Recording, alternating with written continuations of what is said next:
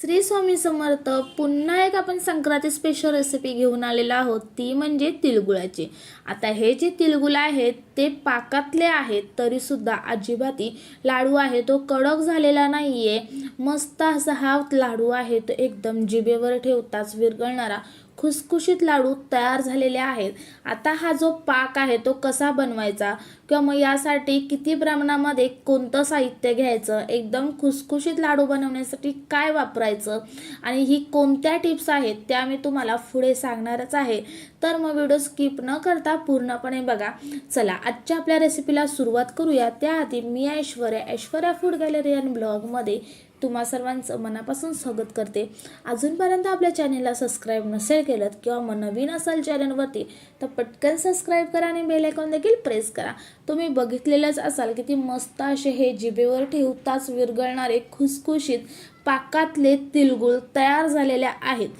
चला आता तिळगुळासाठी लागणारं साहित्य अगोदर पाहून घेऊया. तर इथे लागणार आहे आपल्याला 2 वाटी एवढे तीळ. कोणती तरी घरातील 1 वाटी सेट करायची आहे आपल्याला, म्हणजे त्याप्रमाणे सर्व साहित्य आपल्याला योग्य प्रमाणामध्ये घेता येतील.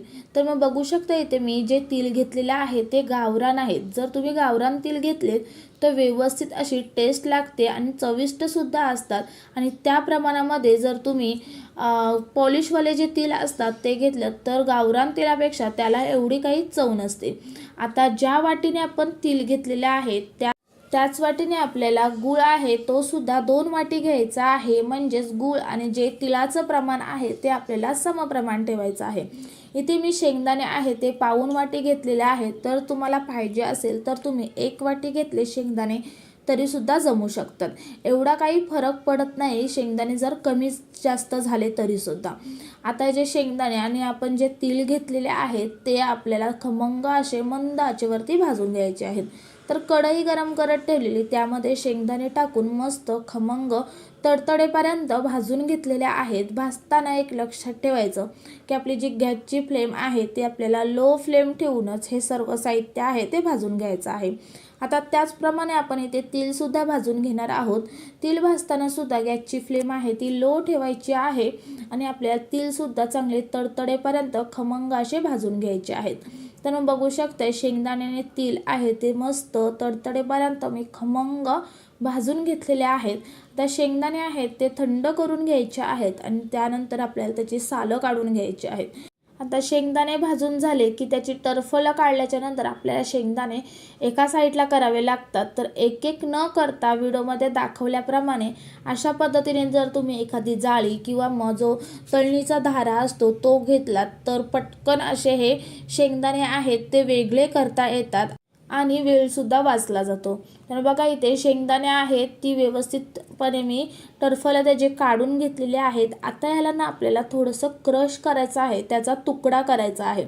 तर तुकडा करण्यासाठी मी ते ग्लास घेतलेला आहे. जर तुमच्याकडे खलबत्ता असेल तर तुम्ही त्यामध्ये चेचून घेतलेत त्यांना शेंगदाण्यांना तुकडा करून घेतला तरीसुद्धा जमू शकते किंवा मग तुम्ही मिक्सरमध्ये प्लस मोडवरती फिरवून घेतलं तरीसुद्धा जमू शकते. आता मला पर्सनली असा हा तुकडा आवडतो त्याच कारणाने मी ते तुकडा केलेला आहे. जर तुम्हाला यामध्ये पूड टाकायची असेल शेंगदाण्याची तरीसुद्धा तुम्ही पूड करून सुद्धा टाकू शकते. चला तिळगुळ बनवण्यासाठी तयारी तर झालेली आहे. आता आपण तिळगुळ बनवूया. तर तिळगुळ बनवण्यासाठी अगोदर आपल्याला पाक तयार करावा लागतो. त्यासाठी मी इथे कढई घेतलेली आहे. कढई थोडीशी गरम झाली की त्यामध्ये आपल्याला 2 चमचे एवढं पाणी टाकायचं आहे. आता पाणी या कारणाने टाकायचं की तिळगुळ आहे ते मस्त असे खुसखुशीत होतात, शेवटपर्यंत ते तसेच नरम राहतात आणि जो पाक आहे तो सुद्धा ओव्हरकुक होत नाही. त्यामध्ये या पाण्यामध्ये बॅलन्स होऊन जातो आणि व्यवस्थित मस्त खुसखुशीत असे हे लाडू तयार होतात. आता त्यामध्येच मी इथे 1-1.5 चमचा एवढं तूप टाकलेलं आहे आणि ते तुपाला त्या पाण्यामध्ये विरघळवून घ्यायचं आहे.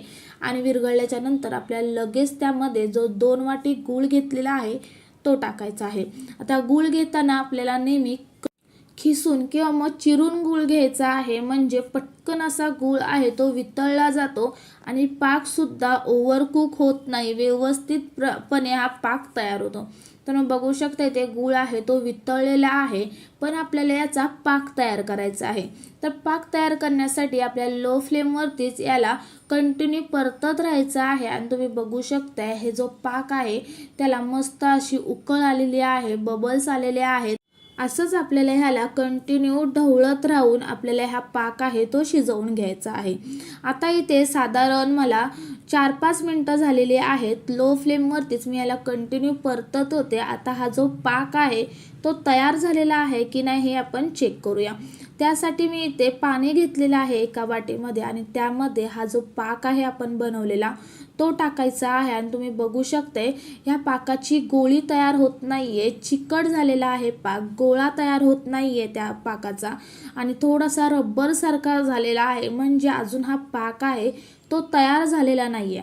आपल्याला पाक असा तयार करायचा आहे की त्याची गोळी तयार झाली पाहिजे पण ती कडक नसली पाहिजे. अजून या पाकाला शिजवण्याची गरज आहे.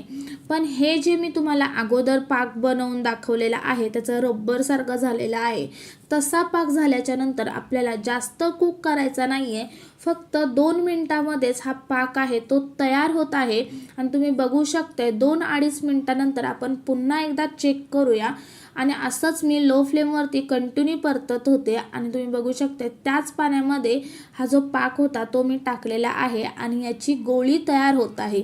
म्हणजे हा जो पाक आहे तो व्यवस्थितरित्या बनलेला आहे. अगोदरचा जो आपण पाक चेक केलेला तो तुम्ही बघू शकत होतात की असा थोडासा रबर सारखा होत होता, त्याचा गोळा तयार होत नव्हता. पण ह्या पाकाचा गोळा तयार होत आहे आणि हाताला अजिबातही चिटकत नाहीये.